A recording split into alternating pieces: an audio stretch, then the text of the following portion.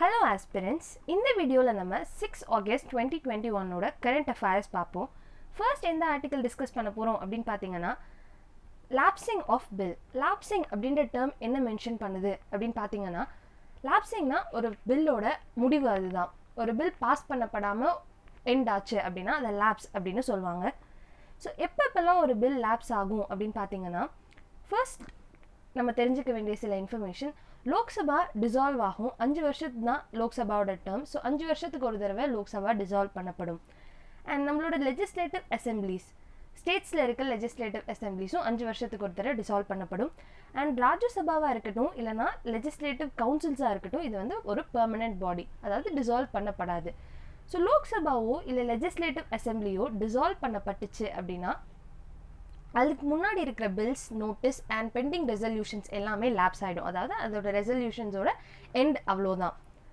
So Lok Sabha dissolve ஆச்சு அப்படின்னா அதுக்கு முன்னாடி இருக்க business, motions, bills, resolutions, notice எல்லாமே லேப்ஸ் ஆகப்படும். இதை லேப்சிங் ப்ரொவிஷன்ஸை எது மெயின்டைன் பண்ணுது அப்படின்னு பார்த்தீங்கன்னா article 107 and 108 of Indian constitution எப்பெல்லாம் ஒரு பில் லேப்ஸ் ஆகும் அண்ட் எப்பெல்லாம் ஒரு பில் லேப்ஸ் ஆகிறதுலேருந்து காப்பாற்றப்படும் அப்படின்ற மாதிரியான நிறைய ப்ரொவிஷன்ஸ் இந்தியன் கான்ஸ்டிடியூஷன் மென்ஷன் பண்ணுது.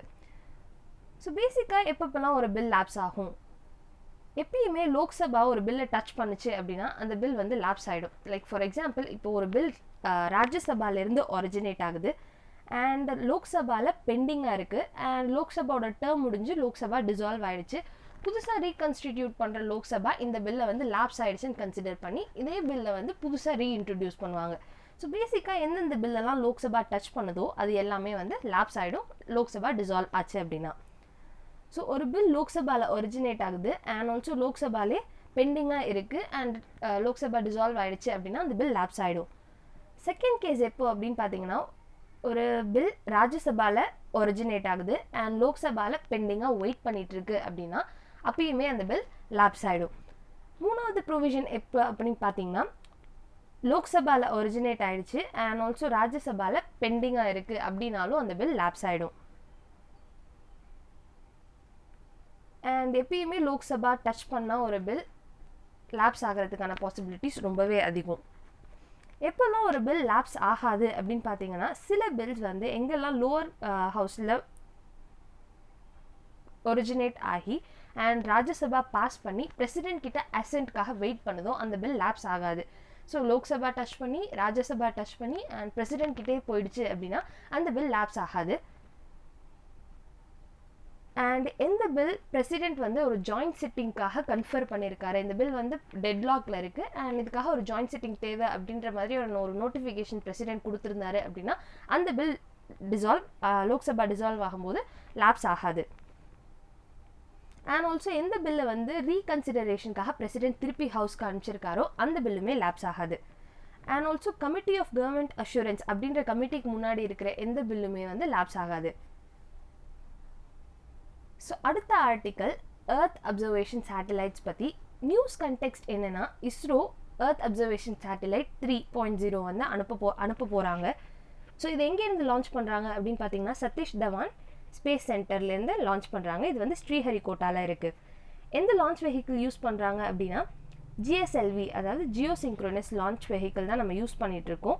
அண்ட் எர்த் அப்சர்வேஷன் சேட்டலைட் எதுக்காக யூஸ் பண்ணுறாங்க அப்படின்னு பார்த்தீங்கன்னா நேச்சுரல் ரிசோர்ஸஸை சர்வேலைன்ஸ் பண்ணுறதுக்காகவும், அதாவது கிளைமேட் சேஞ்சை பிரச்சனையாக இருக்கலாம், இல்லைனா கிளைமேட்டோட சேஞ்சஸை பற்றின பிரச்சனையாக இருக்கலாம், இல்லைனா வெதர் மானிட்டரிங்காக இருக்கலாம், இல்லைனா நேச்சுரல் கெலாமிட்டிஸாக இருக்கலாம். இது எல்லாத்தையுமே மானிட்டர் பண்ணுறதுக்காக எர்த் அப்சர்வேஷன் சேட்டலைட்ஸ் யூஸ் பண்ணுவாங்க. ஸோ வேறு எந்தெந்த earth observation satellites India launch பண்ணியிருக்கு அப்படின்னு பார்த்தீங்கன்னா ரிசோர்ஸ் சேட்டாக இருக்கட்டும், இல்லைனா கார்டோசாட், ரைசாட் அண்ட் ஓஷன் சாட், மெகாட்ராபிக்ஸ், சாரல், எஸ்காட் சாட் அண்ட் இன்சாட், இது எல்லாமே வந்து எர்த் அப்சர்வேஷன் சேட்டலைட்ஸ். அதாவது இதோட ப்ரைமரி ஃபங்க்ஷன்ஸ் என்னவா இருக்கும் அப்படின்னு பார்த்தீங்கன்னா ஜியோகிராஃபிக்கல் ஃபீச்சர்ஸை அப்சர்வ் பண்ணுறதா இருக்கும். And Jio synchronous satellite launch vehicle பற்றி நம்ம தெரிஞ்சுக்கணும் அப்படின்னு பார்த்தீங்கன்னா மொத்தம் 3 டைப் ஆஃப்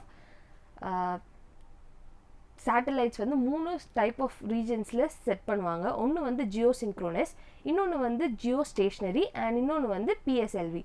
மொத்தம் ஜியோசிங்க்ரோனஸ் அண்ட் ஜியோ ஸ்டேஷ்னரிக்கு என்ன டிஃப்ரென்ஸ் அப்படின்னு பார்த்தீங்கன்னா, ஜியோ ஸ்டேஷ்னரியில் சேட்டலைட் வந்து ஸ்டேஷ்னரியாக ஒரு பொசிஷன்லேயே இருக்கும் அண்ட் ஆல்சோ எர்த் ரொட்டேட் ஆகும். ஸோ வந்து ஒரே ஒரு பாயிண்ட்டை வந்து மெஷர் பண்ணாமல் ஓவராலாக எர்த் ரொட்டேட் ஆகும்போது மானிட்டர் பண்ணும். அண்ட் ஜியோசிங்க்ரோனஸ் சேட்டலைட் அப்படின்னா சேட்டலைட் வந்து எர்த்தோட ரொட்டேஷனோட சிங்க் ஆகும்.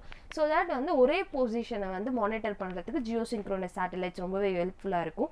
அண்ட் பிஎஸ்எல்வி அப்படின்னு பார்த்தீங்கன்னா இது வந்து வெர்டிக்கல் ஆங்கிளில் இருக்கும். ஸோ இதை வந்து சன் சிங்க்ரோனஸ் அப்படின்னு சொல்லுவாங்க. ஸோ இது வந்து வெர்டிக்கல் ஆங்கிளில் இருக்கும். ஸோ இதுதான் இது மூணுத்துக்கும் இருக்கிற வித்தியாசம். யூஸ்வலாக எர்த் அப்சர்வேஷன் சேட்டலைட்ஸ் எல்லாமே சன் சிங்க்ரோனஸ் ஆர்பிட்டில் தான் வைப்பாங்க. பட் ஆனால் இந்த சேட்டலைட்டை வந்து ஜியோசிங்க்ரோனஸ் சேட்டலைட்டில் ஆர்பிட்டில் வச்சுருக்காங்க. Geosynchronous satellite 4th generation satellite and இதில் வந்து மொத்தம் 4 ஸ்டேஜஸ் இருக்கும். ஸோ என்னென்ன ஸ்டேஜஸ் அப்படின்னு பார்த்தீங்கன்னா 2 சாலிட் ஸ்ட்ராப் ஆன்ஸ் இருக்கும். ஒன்று வந்து core liquid booster and 4th வந்து கிரியோஜெனிக் அப்பர் ஸ்டேஜ் இருக்கும். ஸோ இது வந்து ராக்கெட்டோட 4 different stages of fuel enrich பண்ணுற ஸ்டேஜஸ் இது. அண்ட் ஜிஎஸ்எல்வி மெக் 2க்கு அப்புறமா அப்கிரேட் பண்ணப்பட்டது தான் ஜிஎஸ்எல்வி மெக் 3. ஸோ இதை வந்து இண்டிஜினஸாக இஸ்ரோ டெவலப் பண்ணியிருக்காங்க.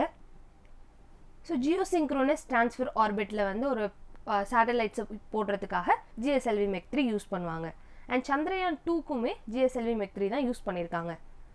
அடுத்த ஆர்டிக்கல் அகலிகா ஐலாண்டை பற்றி. இது எந்த கண்ட்ரியோட ஐலாண்ட் அப்படின்னு பார்த்தீங்கன்னா மௌரிஷியஸோட ஐலாண்ட். நியூஸோட கண்டெக்ஸ்ட் என்ன அப்படின்னா இந்தியனோட மிலிட்ரி பேஸை அகலிகா ஐலாண்டில் வராது அப்படின்னு மௌரிஷியஸ் வந்து ப்ரெஸ் மீட்டில் சொல்லியிருக்காங்க. ஸோ இதோட கண்டெக்ஸ்ட் பேக்ரவுண்ட் என்ன அப்படின்னு நம்ம தெரிஞ்சுப்போம். மௌரிஷியஸ்க்கும் இந்தியாவுக்கும் ஒரு மொமெரண்டம் ஆஃப் அண்டர்ஸ்டாண்டிங், அதாவது ஒரு அக்ரிமெண்ட் சைன் பண்ணியிருந்தோம். இந்த அகலிகா ஐலாண்டில் நம்மளோட மிலிட்ரி பேஸை எஸ்டாப்ளிஷ் பண்ணுறதுக்கு பெர்மிஷன் கொடுத்துருந்தாங்க மௌரிஷியஸ். பட் ஆனால் லோக்கல் பீப்புள் வந்து இது மாதிரியான நிறைய பிரச்சனைகள் வரும், என்விரான்மெண்டல் பிரச்சனை வரும் அண்ட் ஆல்சோ நம்மளோட ஸ்டேட்டோட அட்டானமிக் பிரச்சனை வரும் அப்படின்னு ப்ரொடெஸ்ட் பண்ணதுனால இப்போ மௌரிஷியஸ் இந்த மாதிரியான ப்ரொவிஷன்ஸ் இருக்காது அப்படின்னு நமக்கு அவங்க மக்களுக்கு ப்ராமிஸ் பண்ணியிருக்காங்க.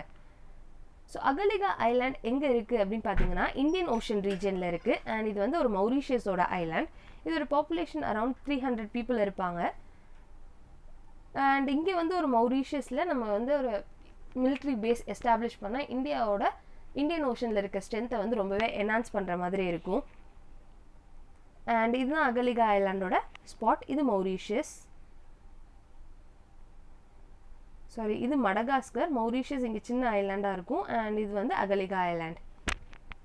சாகோஸ் ஐலாண்ட் அப்படின்றது மௌரிஷியஸோட இன்னொரு ஐலாண்ட். இதில் என்ன பிரச்சனை, இதுவுமே ரீசெண்டாக நியூஸ் கண்டெக்ஸ்டில் இருக்குது. என்ன பிரச்சனை அப்படின்னு பார்த்தீங்கன்னா இவங்களுமே இங்கிலாண்டோட காலனியாக இருந்தாங்க. அண்ட் 1968 இவங்களுக்கு இண்டிபெண்டன்ஸ் கிடச்சிச்சு. இண்டிபெண்டன்ஸ் கிடைச்சும்போது யூகே எல்லா டெரிட்டரியுமே மௌரிஷியஸ்க்கு கொடுத்துட்டு போயிட்டாங்க எக்ஸப்ட் இந்த சாகோஸ் ஐலாண்ட் மட்டும் எங்களுக்கு வேணும் அப்படின்னு சொல்லிட்டு இப்போ வரைக்குமே சாகோஸ் ஐலாண்ட் மேலே யூகே தான் வந்து டாமினன்ஸ் எஸ்டாப்ளிஷ் பண்ணிட்டு இருக்காங்க. அவங்க வந்து ஓவர்சீஸ் டெரிட்டரியாக சாகோஸ் ஐலாண்டை ரூல் பண்ணிட்டு இருக்காங்க. பட் ஆனால் இன்டர்நேஷ்னல் கோர்ட் ஆஃப் ஜஸ்டிஸில் மௌரிஷியஸ் ஒரு கேஸ் ஃபைல் பண்ணுறாங்க, இந்த சாகோஸ் ஐலாண்ட் எங்களோடது அண்ட் இதை வந்து ப்ராப்பராக பிரிட்டிஷ் எங்ககிட்ட கொடுக்காம போயிட்டாங்க அப்படின்னு ஒரு கேஸ் ரைஸ் பண்ணுறாங்க. அண்ட் ஆல்சோ கேஸோட தீர்ப்புமே வந்து மௌரிஷியஸ்க்கு சாதகமாக தான் வந்திருக்கு. இந்த ஐலாண்டை யூகே வந்து வித்ட்ரா பண்ணிட்டு போகணும் அப்படின்னு ஜட்ஜ்மெண்ட் வந்திருக்கு. அண்ட் சாகோஸ் ஐலாண்டில் டியோகோ கார்ஷியா அப்படின்ற இடத்துல யூஎஸோட மிலிட்ரி பேஸ் இருக்குது. அண்ட் இந்த மிலிட்ரி பேஸை நீங்கள் கண்டினியூ பண்ணலாம், யூகே இங்கேருந்து வெளில போனதுக்கப்புறமும் நீங்கள் லீஸில் வந்து இந்த இடத்த வச்சுக்கலாம் அப்படின்னு சொல்லிட்டு மௌரிஷியஸ் யூஎஸ்க்கு ப்ராமிஸ் பண்ணியிருக்காங்க. ஸோ இதுதான் வந்து இன்றைக்கி கரண்ட் அஃபேர்ஸில் ஆர்டிக்கல். நாளை கரண்ட் அஃபேர்ஸ் வீடியோவில் நம்ம மீட் பண்ணுவோம். தேங்க்யூ.